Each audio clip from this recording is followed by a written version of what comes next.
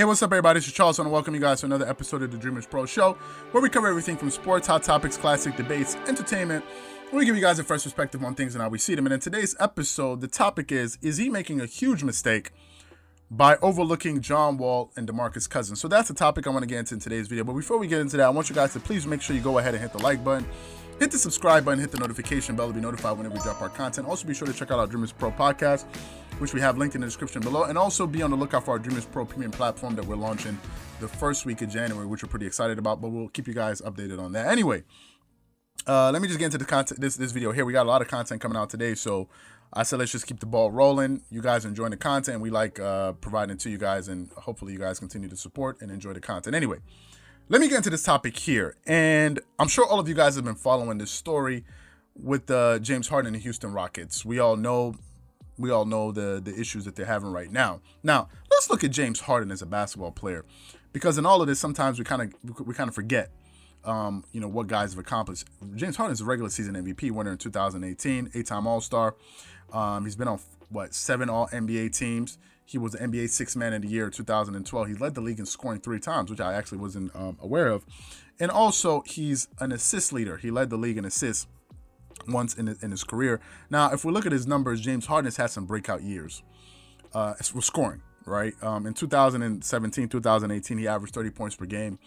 Then he went bananas and started averaging 36 points per game. He averaged 36.1 points per game. That was the highest scoring output we saw since Kobe, when he averaged 35.5 points per game.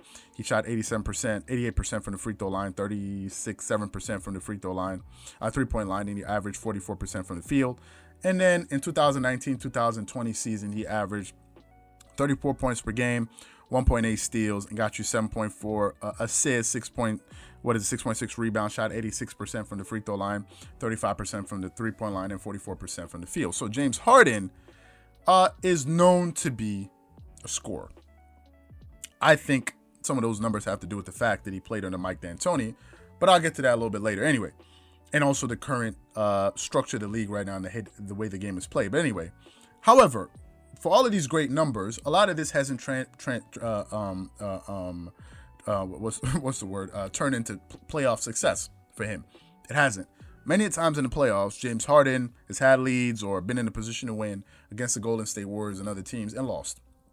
And any team can lose, right? Any team can lose. But when you lose and a few hours later you're spotted in a club or in a strip club, that says a lot about you.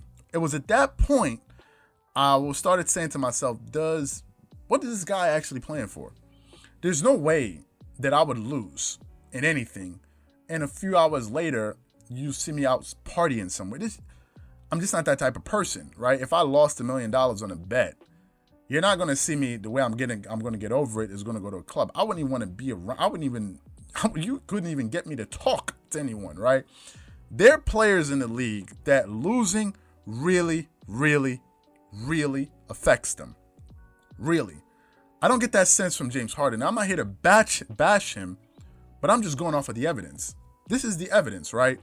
And to this point, recently, given all of the COVID protocols and NBA season training camp has started, James Harden was out partying, right? Because that's what he does. And also, Charles Barkley said it. Now when you're paying guys so much money, they can do whatever the hell they want to do. Because it's like, I'm already rich, so what are you going to do to me, right? There's that. But if you look at James Harden and the talent that he's had over the years, at one point he had Dwight Howard, who was considered the best big man in the NBA. That didn't work out. Then he got Chris Paul, who's considered one of the greatest leaders in the history of sports and basketball. That didn't work out. And some people can say, well, it's Chris Paul, but look how he did with the Oklahoma City Thunder. Is it really Chris Paul? That didn't work out. Then he got Russell Westbrook and their Daryl Morey. Okay, I'm going to get to it in a second.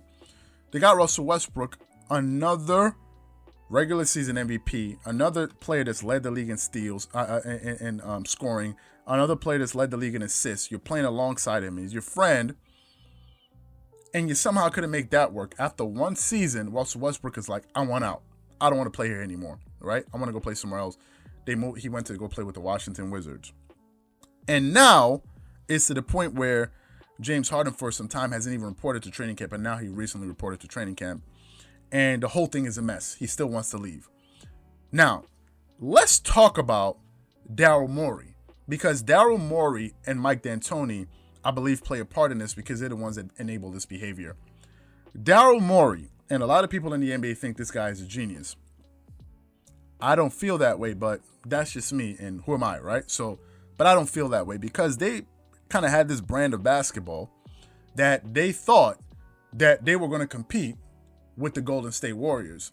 The only problem with that is the Golden State Warriors have two of the greatest shooters in the history of the league. So that style of play can actually work for them because they have the shooters.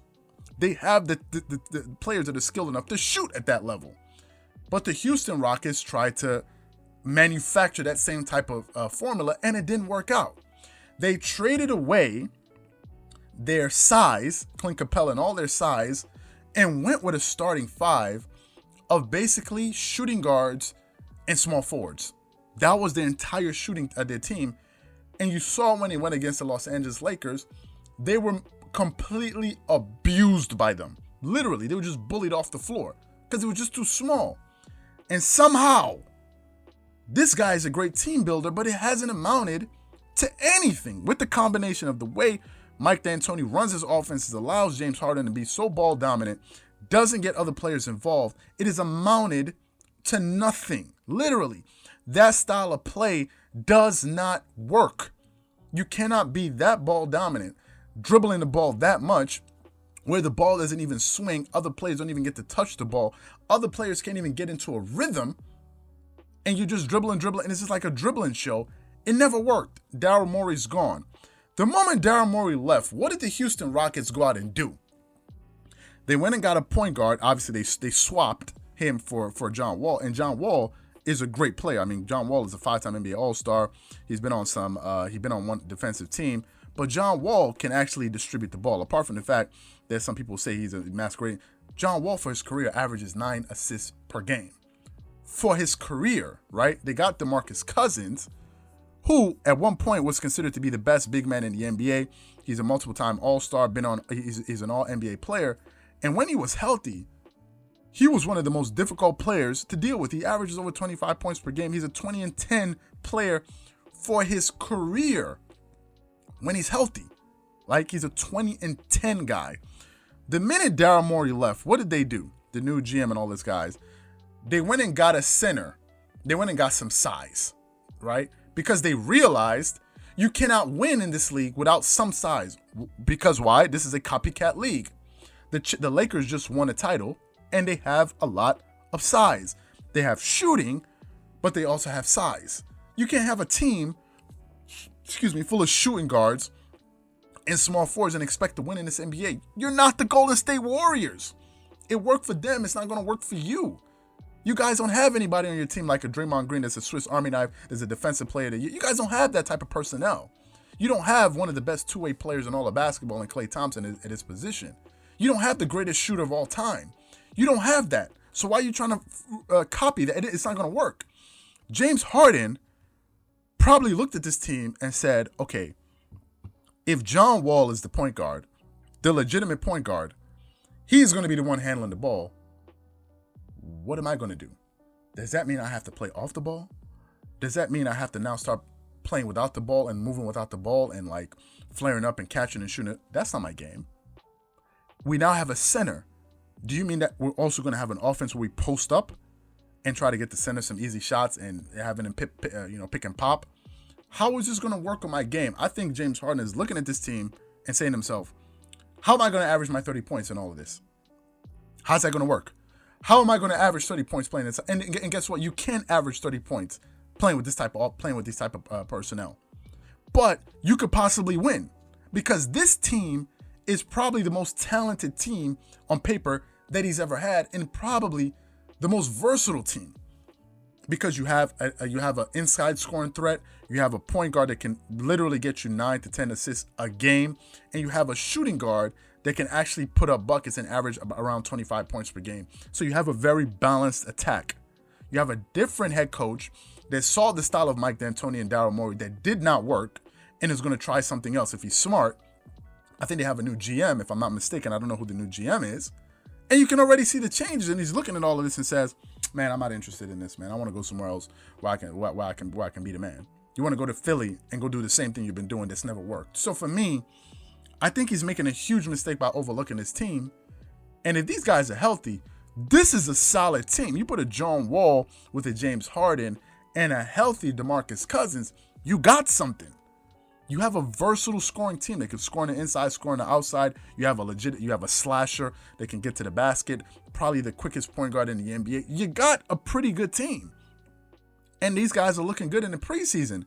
But I've heard that he doesn't want to be a part of the team. So for me, I mean, you guys already know what I think about James Harden. I don't have anything against him personally because I don't know James Harden. And I don't care to know these guys, to be quite honest with you. I'm not like a group. I really don't care. I'm just doing my job.